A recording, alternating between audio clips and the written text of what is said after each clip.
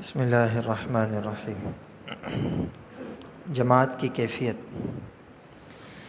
جماعت کم سے کم 2 آدمیوں کے مل کر نماز پڑھنے کو کہتے ہیں، اس طرح کہ ایک شخص ان میں تابع یعنی مقتدی ہو اور دوسرا متبوع یعنی امام ہو۔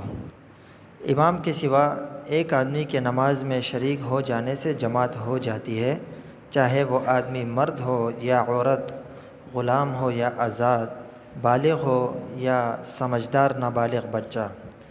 البتہ جمعہ و عیدین کی نماز میں امام کے علاوہ کم سے کم 3 آدمی ہونے چاہیے، اس کے بغیر جماعت نہیں ہوتی۔ باقی اس کا طریقہ کیا ہے؟ اگر مثال گھر میں ایک آدمی جماعت کرے، ساتھ میں صرف ایک خاتون ہے، تو انشاءاللہ وہ آگے احکامات میں آئے گا، وہاں ہم پڑھیں گے انشاءاللہ۔ جماعت چھوڑنے کے اعذار، یعنی کن اعذار کی وجہ سے انسان جماعت چھوڑ سکتا ہے۔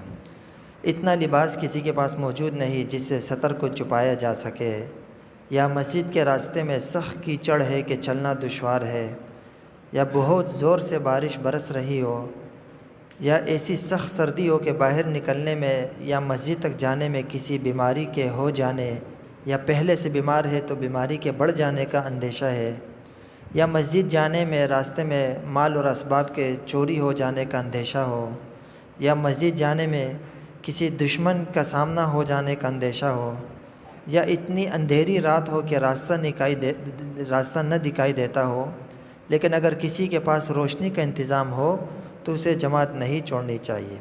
اسی طرح رات کا وقت ہو اور سخت آندھی چل رہی ہو، یا کوئی آدمی کسی مریض کی ذمہ داری کر رہا ہو کہ اگر وہ جماعت میں چلا جائے گا تو پیچھے مریض کی تکلیف یا وحشت بڑھ جانے کا اندیشہ ہو۔ اسی طرح اگر کھانا تیار ہو یا تیاری کے بالکل قریب ہو اور آدمی کو اتنی سخت بھوک لگی ہو کہ نماز میں توجہ نہ لگ رہی ہو، تو پہلے کھانا کھا لے پھر نماز پڑھ لے۔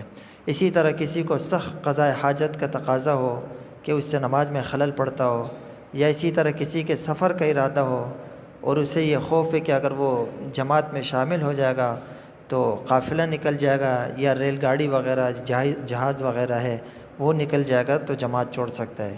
اسی طرح کسی کو کوئی ایسی بیماری ہو جس کی وجہ سے وہ چل پھر نہ سکے، یا نابینا ہو یا پیر کٹا ہو، اس طرح کی کوئی بیماری ہو جس کی وجہ سے وہ جماعت کے لیے حاضر نہ ہو سکے، تو ان صورتوں میں جماعت چھوڑ سکتا ہے۔ لیکن ایسا نابینا آدمی جو بے تکلف مسجد تک پہنچ سکتا ہے، یعنی اس کو مسجد کا راستہ معلوم ہے اور مسجد پہنچ سکتا ہے، تو اس کو جماعت نہیں چھوڑنی چاہیے، کوشش کرے کہ وہ جماعت میں شامل ہو جائے۔ الحمدللہ رب العالمین والعاقبۃ للمتقین والصلاۃ والسلام علی سیدنا المرسلین۔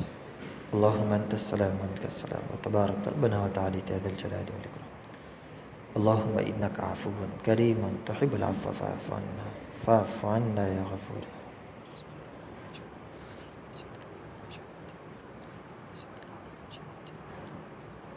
صلی اللہ تعالی علی خیر خلق محمد وعلی آلہ وصحبہ اجمعین، آمین برحمتک۔